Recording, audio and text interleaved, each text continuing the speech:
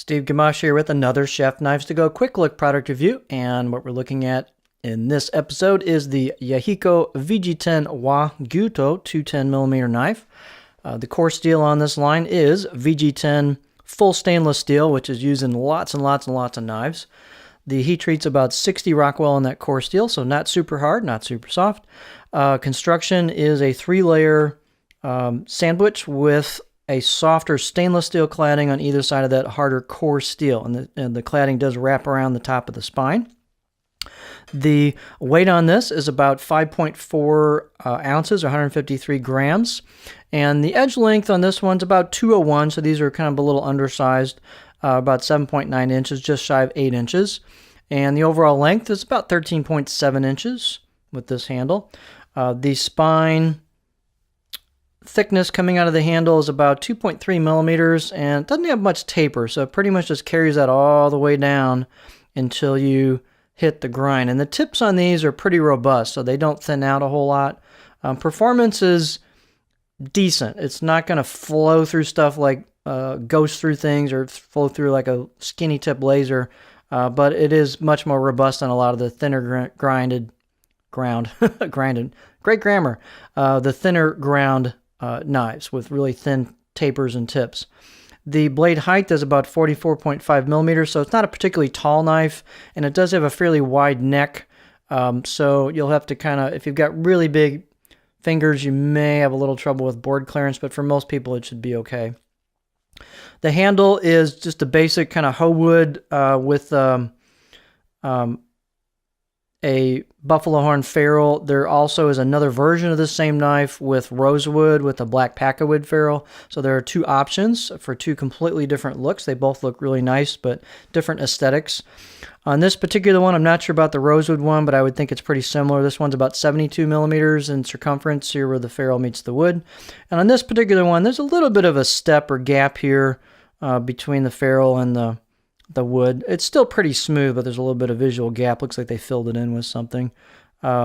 So it has a kind of a little bit more, I guess, rectangular shape. So it's a little thinner and a little taller as far as the shape. It's a little less squarish.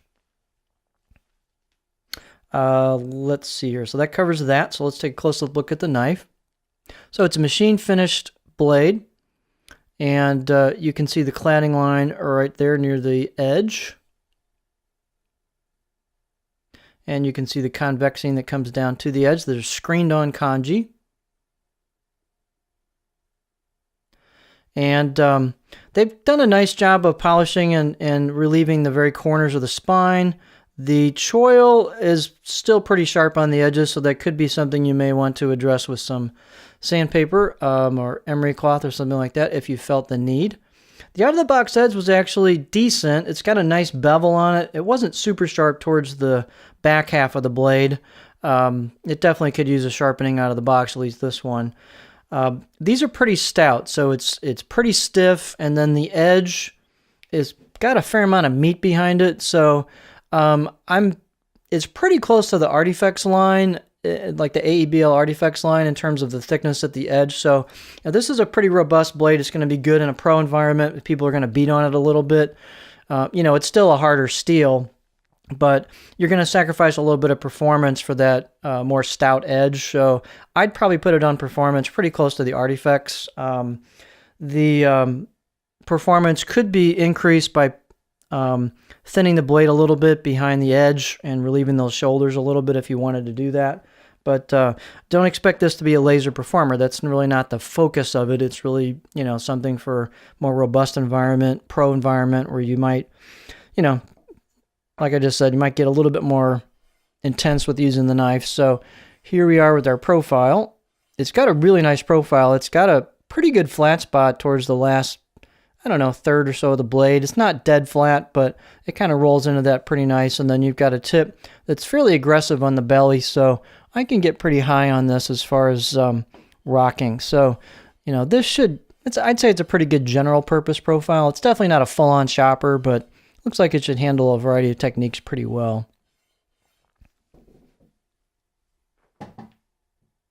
So these come in at a great price point, and they're robust and sturdy, and will get really sharp. So if that's something that sounds appealing with a kind of a wah version of maybe kind of where the artifacts came in terms of geometry, it's a pretty cool knife. So this is the Yahiko VG10 Wa Gyuto 210mm knife. Oh, I forgot the balance point again. I did that a couple times last batch. So here is the balance point. So just a little bit in front of the pinch grip on this. So a slight bit of chopping power with some weight forward balance to it. So let's finish it again. The Yahiko VG10 Wa Gyuto 210mm knife.